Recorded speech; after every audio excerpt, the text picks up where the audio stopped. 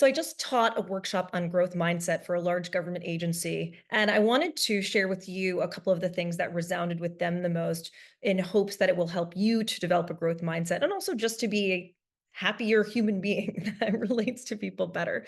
Often our moods are contagious and we don't necessarily realize it. So one participant said at the end, sometimes I just need to put myself in a timeout.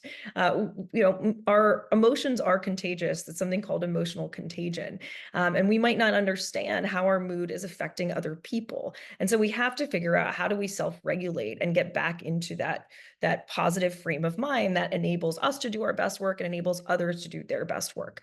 So one of the tricks that I taught today that is super easy is to write down something that you think you can't do. So it might be, I can't cook, I can't clean, I can't run, I can't dance, and then just put the word yet at the end of it. So write down, I can't, whatever it is, and then write it again with the word yet. So I can't dance yet. And what you'll see is just that three little word increases your level of hope and optimism. Just that three level word of now that thing that you thought you couldn't do is possible just by putting that word yet in front of at the end of the sentence. Another tactic that's really useful that we did today was gratitude. So there's a lot of research that gratitude increases levels of happiness. We often don't do it.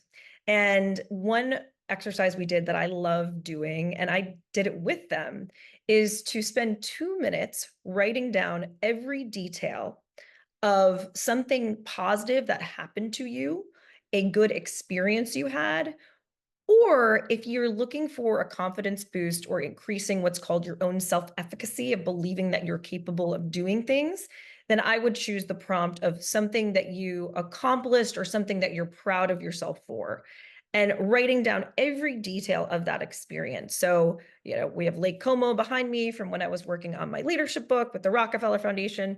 So if I was at Rockefeller Foundation, I might say, I swam in the water in Lake Como and it was super blue and the water was cold and there were boats that were going by with, Italian brown leather. And, I sat and wrote a chapter for my book about the single family home and the lack of community in America.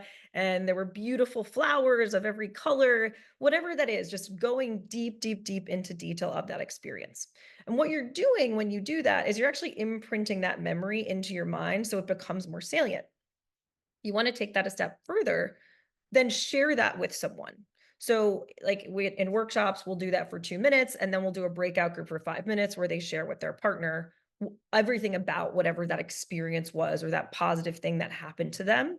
And it's so fun because when people come back from that, like a lot of them are off camera when they start, and they come back and all of a sudden they're on camera and they're like smiling. It's just like they're even just that little exercise that took in total 7 minutes of time has boosted their mood or moved them from a -1 to a 1.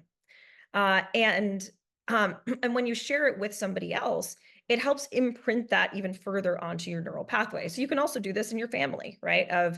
Um, let's spend 2 minutes just talking about a positive experience or something positive that happened.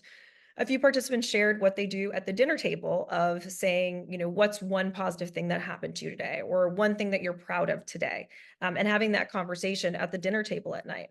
Uh, our brains have what's called a negativity bias, which means that our brain instantly goes to the negative. What we didn't get done, what we failed at, that the house is a mess, that, whatever is negative, that's the first thing that comes to our minds. The reason it's the first thing that comes to our minds is because it's evolutionary, and being negative often helped to keep us safe. It protected us because if we said, well, here's all these negative things, it protected us from blazing a path forward in, positivity, because that's what that does. So that gratitude exercise, practicing that at the dinner table, or what's the best thing that happened to you today, or what's something that you're proud of that you accomplished today. You can have another variation on this. I remember seeing Sarah Blakely, the CEO of Spanx, speak. She had a variation of this. She said at her dinner table, they would say, "What'd you fail at today?" And I thought that was really interesting because essentially it was normalizing failure and recognizing that we're all human and we all make mistakes, and not to be afraid of failing and of taking risks. And obviously, then she talked about how she used to stand in department stores with her Spanx and try to get people to interested in buying Spanx and, show what it was doing to her tummy. So obviously she, took that to heart of not being afraid of failure. Uh, Another tactic is what I say is comparing yourself to yourself. So what that means is that, one of my coaches once, I have to, give him a shout out, said, comparison is the thief of joy. Comparison is the thief of joy. And that's because we often, when we compare ourselves to other, especially if that other is such an impossible standard, we're comparing ourselves to some unrealistic idea. So with comparing yourself to yourself, you're valuing your own progress essentially. So I'll give you an example. So let's say you're running a marathon, and the last time you ran the marathon, you ran it in 8 hours. I clearly have never run a marathon because I'm not actually sure how long it takes. Last time you ran it, you ran in 8 hours, and this time you ran it in 7 hours and 30 minutes. You have to celebrate that you just shaved 30 minutes off your time. That will help you feel good and to feel like you're celebrating what's called a process win so that you can then go to the next time and shave another 30 minutes off.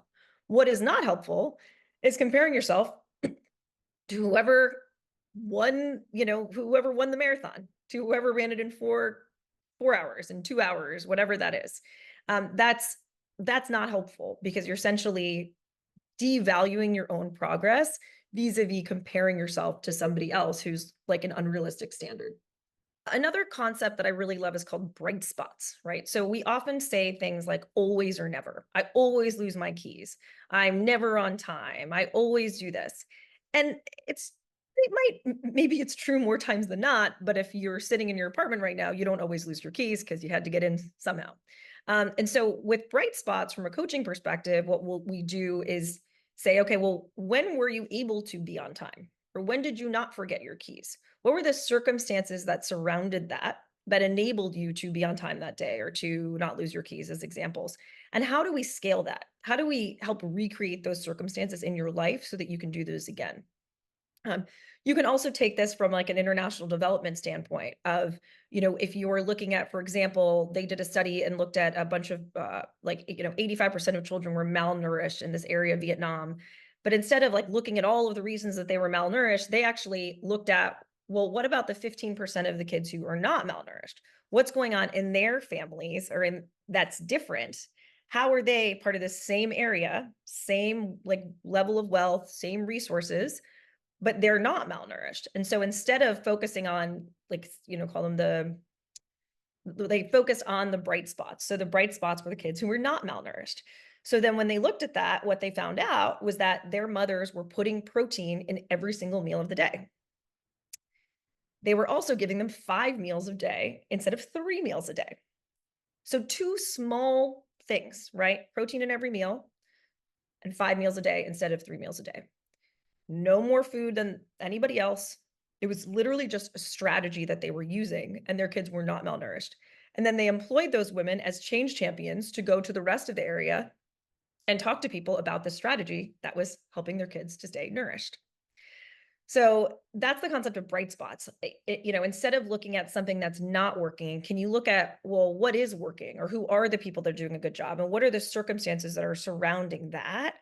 And how do we scale that and leverage those people typically as change champions to help teach others what they're doing that is working? So those are a couple tactics to help you enable a growth mindset, which is a term that was coined by Carol Dweck, and that will also hopefully help you be happier and have stronger relationships.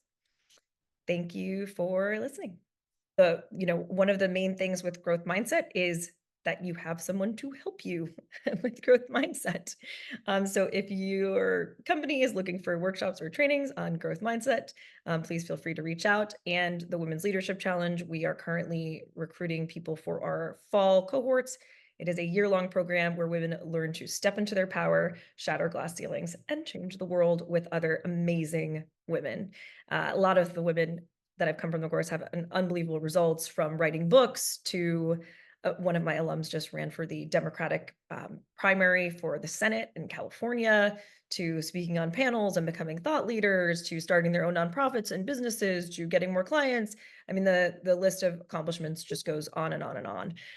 So if you're interested in being surrounded by other amazing change making women and you want to shatter glass ceilings and kick some serious you know what, you can look at our website, www.womensleadershipchallenge.com, and fill out the application and then schedule a call with me to discuss whether it's a fit for you.